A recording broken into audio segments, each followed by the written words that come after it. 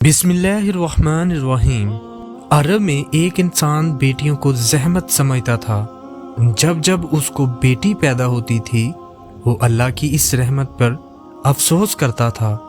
बस इमाम अली अलैहिस्सलाम ने उसको बुलाया और फरमाने लगे, ऐ बंदाए खुदा, याद रखना अल्लाह हर किसी को बेटी नहीं देता, बल्कि अल्लाह जिस इंसान को जन्नत में दाखिल करना चाहता है, उसके सारे गुनाह माफ़ करना चाहता है, उसकी आखिरत को खूबसूरत बनाना चाहता है, उसे बेटी का तोहफ़ा अता करता है।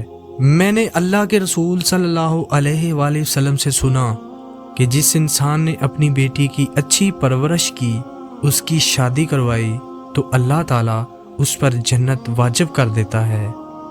याद रखना, बेटी वालिदैन के घर के लिए रहमत बनकर आती है।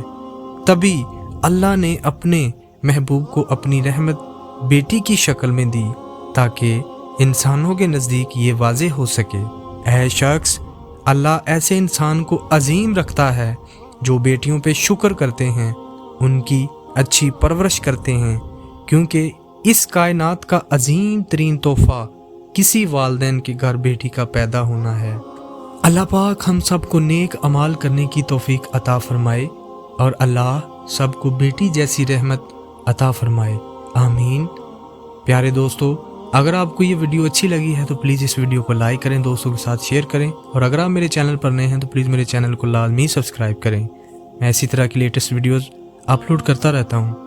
तो अपना बहुत सारा ख्याल रखिएगा, मुझे दुआओं में याद रखिएगा। इंशाल्लाह मिलते हैं बहुत जल्द एक अच्छी सी वीडियो में। तब तक के लिए अल्लाह हाफिज़।